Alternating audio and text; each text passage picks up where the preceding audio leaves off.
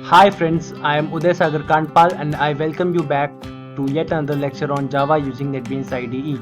So the topic for today is how to calculate the value of E without using the inbuilt function. We will do this with the help of Taylor series. So the Taylor series for E is equals to 1 plus 1 upon 1 factorial plus 1 by 2 factorial plus 1 by 3 factorial and so on. So how will we calculate this?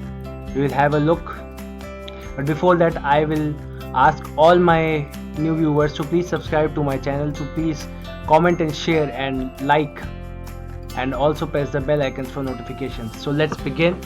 Let's create a function public double.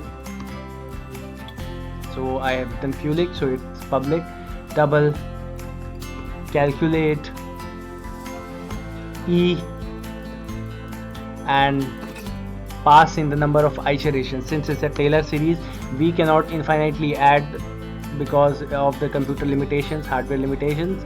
So we will have the iterations fixed. So now double sum equals to 1. Now for int I equals to 1, I smaller than equals to iterations I plus plus and sum plus equals to 1 divided by factorial. We have already calculated in the previous lectures.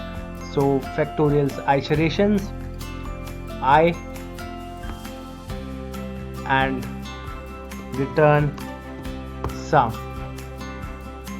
So this is how we will calculate the value of E. We know the value of E is 2.71. So we will just try and calculate it for, since we have used a long value, we need to make it static. Since we have used a long value, we cannot go past factorial 23. So we'll use up till iterations up till factorial 23. So calculate E 23. Let's run this code. It's giving 2.0. It's giving 2.0 because the sum we have calculated in long. Now we have converted it into double. So it is giving 2.7128281828459045, actually close to the value of E. We can also, instead of calling the factorial function again and again, we can create a variable double fact equals to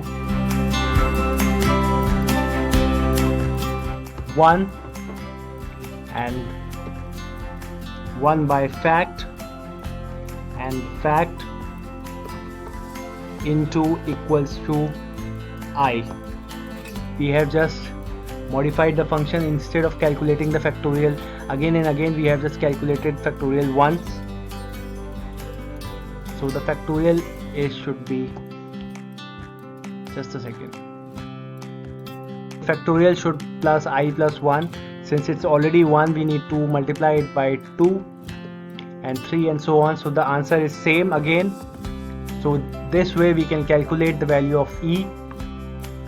We can also print out the inbuilt value of E, mat.e. So it is displaying the same result, just 1 digit less than that. So we have calculated the value of E. Hope you like my lecture. Thanks for watching. Bye bye. There is a code, and bye bye again.